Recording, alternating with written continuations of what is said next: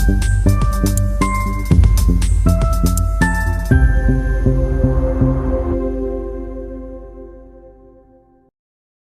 guys, welcome to my channel CHSN education.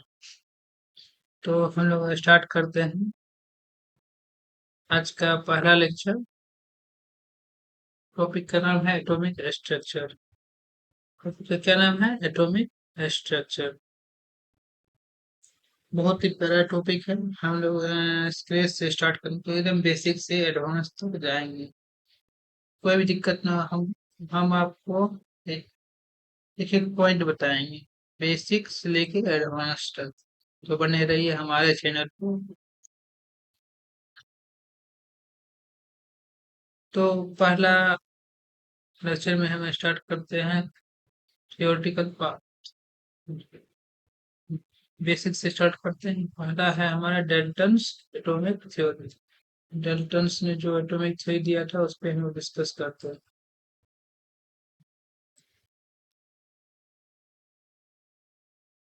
तो Dalton's ने कहा था एटम जो होता है smallest non divisible part of matter होता है। एटम क्या होता है? Smallest non divisible part of matter which participate in chemical reaction, जो केमिकल रिएक्शन में पार्टिसिपेट करता है। पहला पॉइंट ये था, atom non divisible part of matter होता है।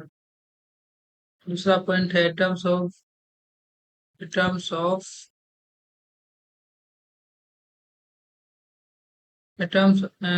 Can not be created not be destroyed. Atom ना ही क्रिएट कर सकते हैं ना ही डिस्ट्रॉयड कर सकते हैं। तो जितना मास पहले था उतना ही मास बाद में, रिएक्शन के बाद में। सब दूसरा पॉइंट ये हो गया। तीसरा पॉइंट हो गया, atoms of an element are similar in. तीसरा पॉइंट क्या हो गया? Atoms of element are similar in size mass and property. Atoms जो होते हैं साइज मास और प्रॉपर्टीज में सिमिलर होते हैं। Atoms of element are similar in size mass and properties. Atom जो होते हैं साइज मास और प्रॉपर्टीज में सिमिलर होते हैं। और atoms of different elements differ in size mass and property में। तो डिफरेंट एलिमेंट का डिफरेंट प्रॉपर्टीज है। जैसे हाइड्रोजन का कुछ और प्रॉपर्टी होगा, नाइट्रोजन का कुछ और प्रॉपर्टी होगा, ऑक्सीजन का कुछ और प्रॉपर्टी होगा। डिफरेंट एलिमेंट्स का डिफरेंट प्रॉपर्टी मास साइज होता है। चौथा पॉइंट इसने कहा था, it explains laws of chemical combination. ये एक्सप्लेन करता है laws of chemical combination. Laws of chemical combination क्या क्या होते हैं? Laws of conservation of mass, law of definite proportion and law of multiple proportion. ये होता है केमिकल कॉम्बिनेशन। अब आगे हम लोग मूव करते हैं। तो आगे मूव करते हैं फंडामेंटल पार्टिकल्स। फंडामेंटल पार्टिकल्स क्या क्या होते हैं? Electron, proton, neutron. इलेक्ट्रॉन को नेगेटिव चार्ज ऑन करते हैं तो ई माइनस, प्रोटॉन को पॉजिटिव चार्ज से P minus, P plus. Neutron पे कोई चार्ज नहीं रखते, zero charge, N power zero. तो मास कितना होता है?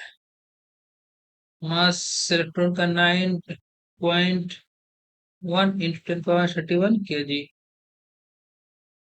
ठीक है। और प्रोटॉन का मास कितना आता है? 1.672 इंटू 10^27 kg। और न्यूट्रॉन का मास कितना आता है? 1.674 इंटू 10^27 kg। ये होते हैं मास। अब देखिए, प्रोटॉन और न्यूट्रॉन का मास होता है लगभग बराबर बराबर है। तो इसको हम लोग डिनोट करते हैं एमपी से। इसे डिनोट करते हैं एमपी। दोनों को मास बराबर है, दोनों MP. MP means mass of proton. और ये हो जाएगा हमारा इलेक्ट्रॉन। तो इसको कैलकुलेट करेंगे तो एमपी अपन 136 आएगा। और एमपी हम लोग क्यों निकाले? एमपी में इसलिए निकाले क्योंकि अगर हमको मास पुट करना पड़ेगा कोई न्यूमेरिकल तो आसान हो जाएगा। एमपी पुट करके कोई रेशियो निकाल सकते हैं आराम से। इतना भारी हम लोग वैल्यू पुट करने से नहीं, हम लोग एक एमपी पुट कर देते हैं। चार्ज कितना है? इलेक्ट्रॉन का 1 माइनस लगेगा, -1.6 into 10⁻19 कूलम। प्रोटॉन का +1.6 into 10⁻19 कूलम। और न्यूट्रन में चार्ज 0 होता है। तो ये रहा हमारा चार्ज। तो इलेक्ट्रॉन और प्रोटॉन का चार्ज लगभग सिमिलर होता है, खाली सिंबल, खाली इसमें नेगेटिव चार्ज होता है, इसमें पॉजिटिव चार्ज होता है। इसको ई एज्यूम किए, इसको दोनों का चार्ज सेम है, तो ई इसमें 0। अब हम लोग आगे मूव करते हैं।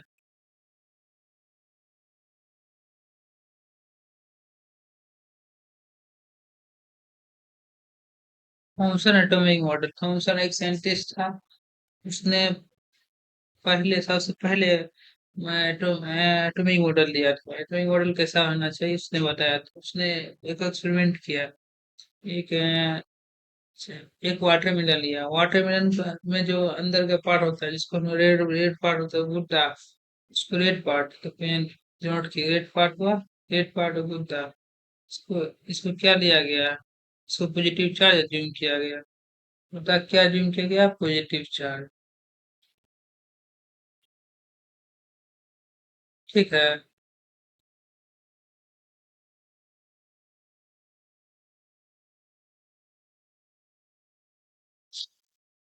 और जो वाटरमेलन जो बीज होते हैं, जो ब्लैक ब्लैक बीज आपने वाटरमेलन खाया होंगे, तो उसको उसने उसको इलेक्ट्रॉन अज्यूम किया। क्या इलेक्ट्रॉन अज्यूम किया?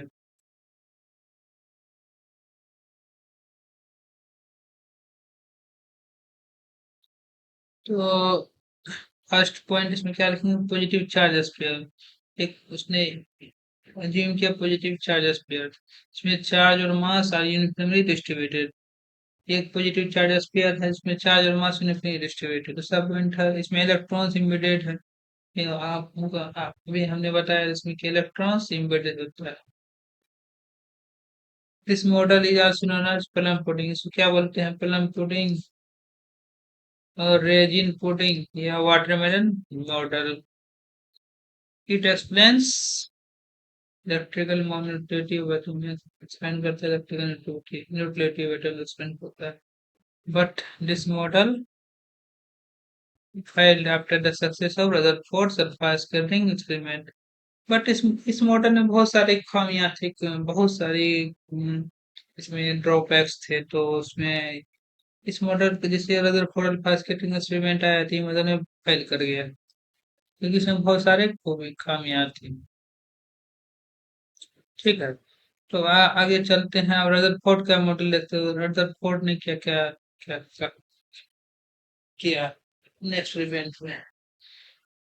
तो रदरफोर्ड ने एक इसका सेटअप देखते हैं एक्सपेरिमेंट का। ये लीड बॉक्स है। ये हो गया हमारा, ये क्या है?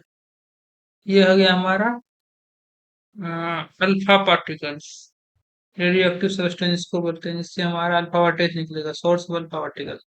ये क्या लेगा था? Nucleus of He+2। ये उनका न्यूक्लियस लिया था अल्फा पार्टिकल्स में।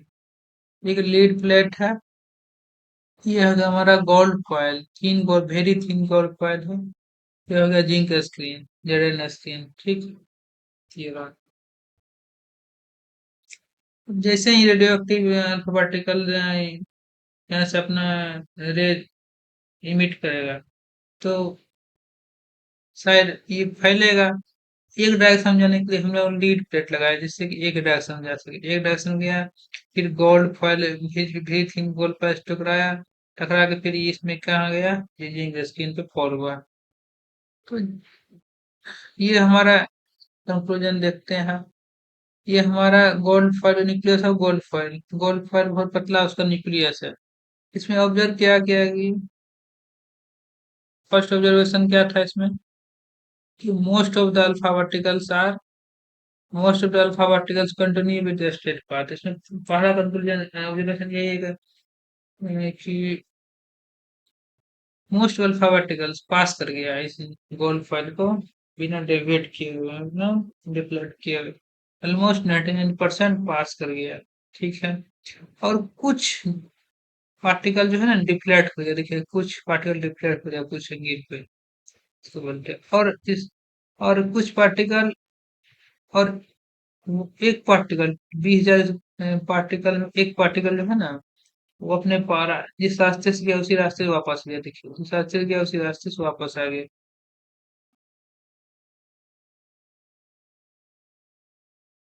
ऑब्जर्वेशन है हमारा, देखते हैं हम अभी जो बताया वही ऑब्जर्वेशन था।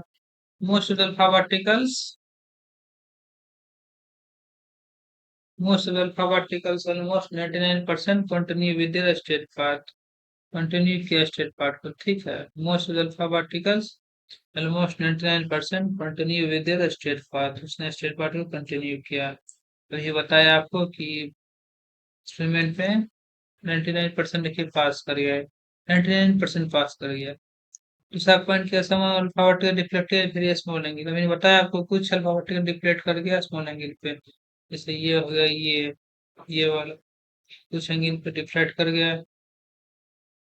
और very few 1 in 20,000 alpha particle thrown back at 180 degree, कुछ मतलब 20,000 पार्टिकल में से एक पार्टिकल जिस रास्ते से गया उसी रास्ते से वापस आ गया। जैसे ये जिस इस रास्ते से गया इसी रास्ते से वापस आ गया, ठीक है। ये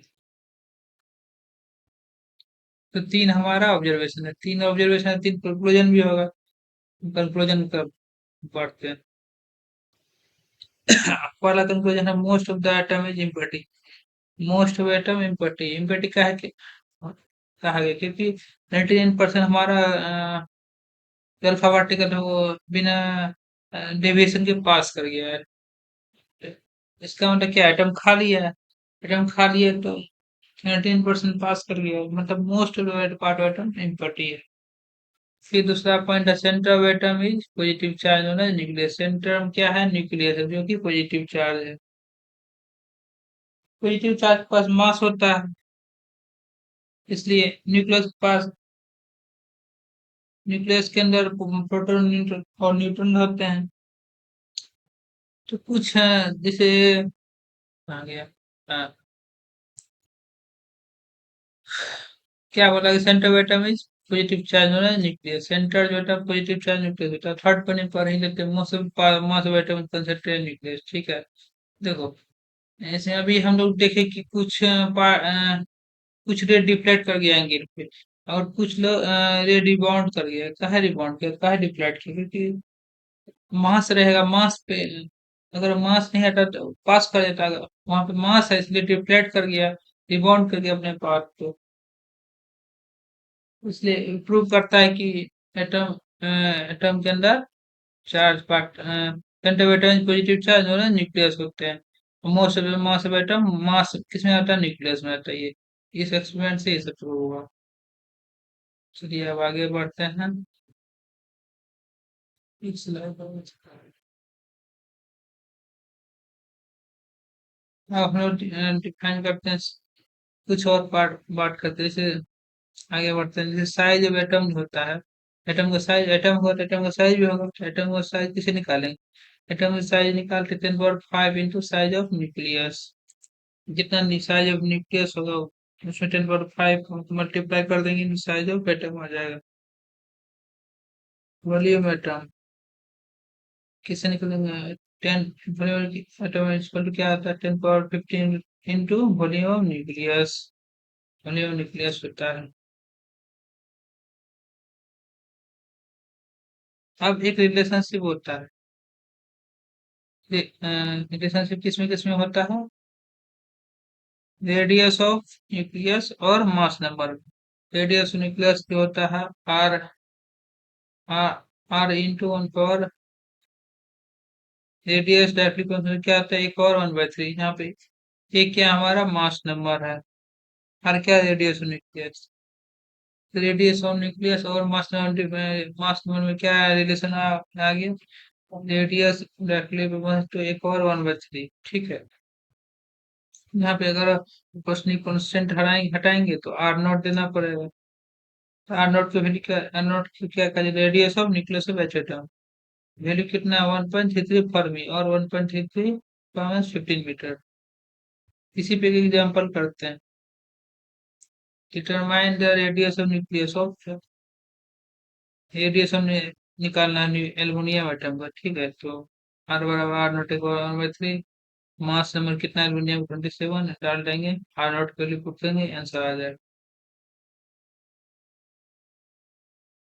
अब जैसे जैसे आगे बढ़े हम लोग साइंस में, तो देखते हैं कि अगर फोर्थ का मेटेरियल भी फेल कर गया और ये मॉडल आएंगे सारे आ- आगे, लेकिन देखते हैं अगर मोर मॉडल भी फेलियर क्या था अगर फोर मॉडल का, वो अज्यूम कर लिया था कि electron moves around nucleus, electron move करता है nucleus, as similar as planet moves around sun. जैसे प्लैनेट मूव करता है सन के अराउंड सोलर सिस्टम, वैसे इलेक्ट्रॉन भी मूव करता है न्यूक्लियस के अराउंड।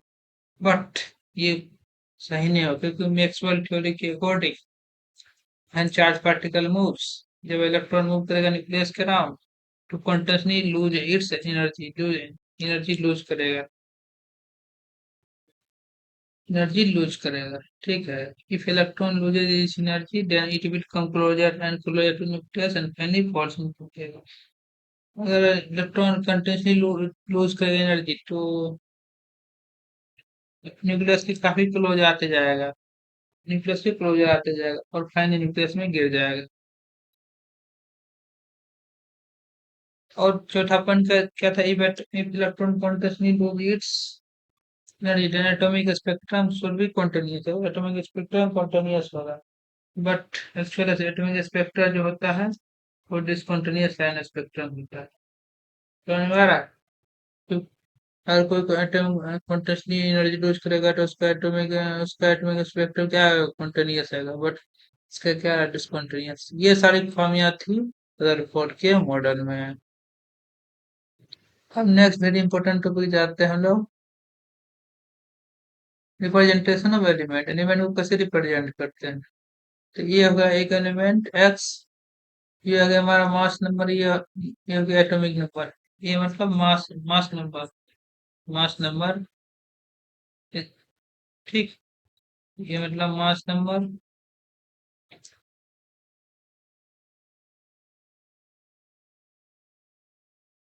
मास नंबर और नंबर ऑफ न्यूक्लियॉन्स। मास में क्या आता है, sum of proton and neutron. Z मतलब atomic number, number of proton. और इसमें कुछ पॉइंट है, एलिमेंट का रिप्रेजेंट किससे करते हैं, एटॉमिक नंबर से, एटॉमिक नंबर से एलिमेंट रिप्रेजेंट करते हैं। फिर ये वेरी इंपॉर्टेंट पॉइंट है, और न्यूट्रल एटम में नंबर ऑफ प्रोटॉन और नंबर ऑफ इलेक्ट्रॉन्स बराबर होते हैं, सिर्फ न्यूट्रल एटम में। किसमें, न्यूट्रल एटम। चार्ज एटम रहेगा तो उसमें नंबर ऑफ इलेक्ट्रॉन और नंबर ऑफ प्रोटॉन अलग अलग होते हैं, ठीक है। ये बताएंगे क्या होते हैं, जैसे निकालते कुछ एग्जाम्पल दे, जैसे हाइड्रोजन दिए, हाइड्रोजन में क्या आ जाएगा, ये न्यूट्रल एटम है, प्रोटॉन 1 हो जाएगा, इलेक्ट्रॉन भी 1 हो जाएगा। प्रोटॉन कितना है, प्रोटॉन इक्वल क्या होता है, जेड, जेड हमारा कितना 1, तो 1 प्रोटॉन हो जाएगा, इलेक्ट्रॉन कितना है, जितना प्रोटॉन उतना इलेक्ट्रॉन हो जाएगा। मास नंबर कितना है, मास नंबर 1, यहाँ दिया। Charge number A minus Z, A हमारा ये है, जेड हमारा है 1 - 1 0। कार्बन लेते हैं, ये भी न्यूट्रल एटम, तो प्रोटॉन कितना है, जेड, जेड कितना 6, इलेक्ट्रॉन कितना है, जितना जितना प्रोटॉन उतना इलेक्ट्रॉन 6 होगा। मास नंबर कितना आ जाएगा 14, 14 दिया हुआ है। एन न्यूट्रॉन कितना आ जाएगा, ए माइनस जेड, ए कितना है 14 माइनस जेड कितना 6, 8 हो जाएगा। अब देखते हैं चार्ज पार्टिकल कैसे होता है, इसमें कैसे निकालते हैं। जैसे एल प्लस थ्री करिए, तो इसमें प्रोटॉन कितना आ जाएगा 13, प्रोटॉन जितना जेड लेकिन इसमें इलेक्ट्रॉन घट जाएगा, देखो इलेक्ट्रॉन का देखते था। अगर न्यूट्रल एटम होता है तो जितना प्रोटॉन होता है उतना ही इलेक्ट्रॉन भी होता है, 13 प्रोटॉन तो 13 इलेक्ट्रॉन भी होता है, बट यहाँ पे है क्यों, क्योंकि अगर देखो चार्ज आ गया प्लस, जितना चार्ज आएगा, अगर पॉजिटिव चार्ज आएगा तो उतना इलेक्ट्रॉन लूज किया उसने, ठीक है। अगर निगेटिव चार्ज आ गया तो उतना इलेक्ट्रॉन गेन किया। तो प्लस थ्री, ये तीन चार्ज लूज कर दिया, 13, 13 में से 3 गया, 10, 10 इलेक्ट्रॉन बचाएंगे। मास नंबर कितना आ जाएगा 27। और चार्ज प्रोटॉन कितना आ जाएगा, ए माइनस जेड, ए माइनस जेड। तो चौथा पॉइंट यहाँ पर, यहाँ हमने क्या क्या था यहाँ पे, प्लस 3 था, प्लस 3 था 3 इलेक्ट्रॉन, लूज किया, यहाँ माइनस 3 इलेक्ट्रॉन गेन करेगा। तो mass number atomic number Z 7 है, 3 इलेक्ट्रॉन इसने गेन किया, तो 7 + 3 10 हो गया। ये हमारा हो गया मास नंबर कितना है 14, और न्यूट्रॉन कितना है 7।